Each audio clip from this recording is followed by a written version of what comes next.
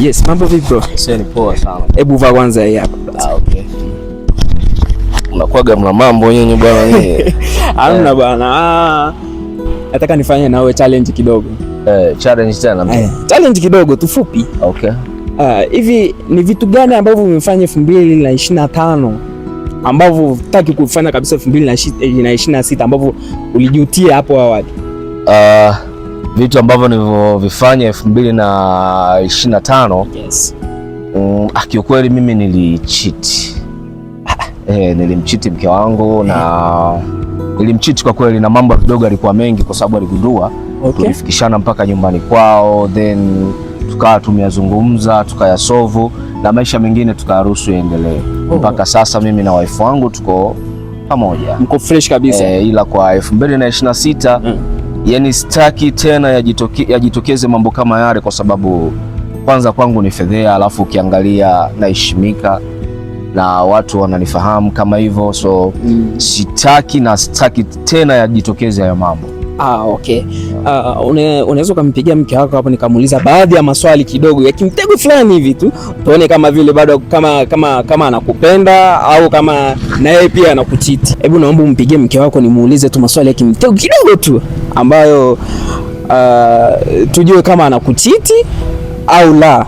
Maana wewe umeshasema hapo awali ulikuwa unamchiti, lakini sasa hivi umchiti tena. Sasa tunataka tumpime mke wako kama anakuchiti na yeye. Kwa hiyo mke wangu mimi. Mke wako umpigie kwenye namba yako. Wala sitaki namba yake. Yaani wewe ndio umpigie. Okay.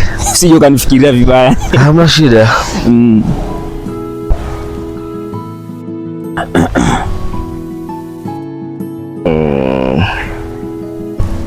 Siweka loud speaker kabisa.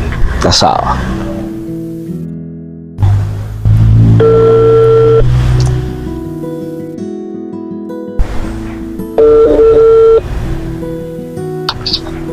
Hello. Hey baby, mambo? Poa, vipi? Niko poa.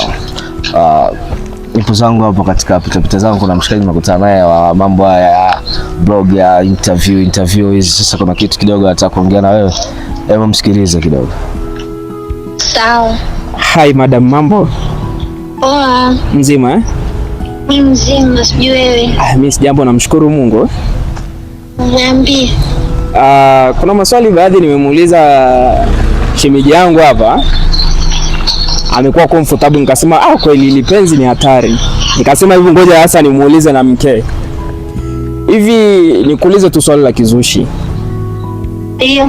Katika ndoa yako tangu ilipoanza mpaka umefikia sasa hivi hujawahi kuchiti? Hapana, sijawahi kuchiti. Acha basi.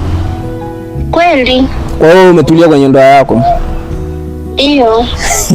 Hebu ngoja nikuulize swali la kizushi. Mfano, akitokea mwanaume ambaye labda tuseme let's say ana kitu kama milioni 20 hivi, akasema uachane na bwana wako alafu uende kwake, utakuwa active kwa naye? Milioni 20? Ndio, milioni 20. Yaani uachane na mwanaume wako uende kwa huyo mwanaume mwenye milioni 20, utakuwa active kwa naye? Wewe kakacha utani basi. 20,000? So 20,000, milioni 20. Uachane na mwanaume wako uende kwa huyo mwanaume mwenye milioni 20, utakuwa active kwa na huyo mwanaume? Bana, subiri kwanza. Subiri. Nitakupigia baadaye. Unasikia nikwambie kitu? Huyo mtu yupo kweli au, kwa sababu hiyo milioni 20 ni nyingi unajua bro. Sasa ndio maana nimempa guide. Tuache habari za challenge. Kama huyo mtu wa milioni 20 yupo, wewe nipeleke mimi. Achana mambo. Yaani wewe kae na wewe mwanaume. Sio nikae na mwanaume, awe mwanamke. Sasa atakuwa vipi mwanaume? Wewe kama vipi twenzetu? Wewe nipeleke kwa huyo mwanamke. Ngoja. Mimi nilikuwa naelekea huko brother, hapo umenikosa. Huyu jamaa vipi huyo? Kitu chake ndio ukiuza.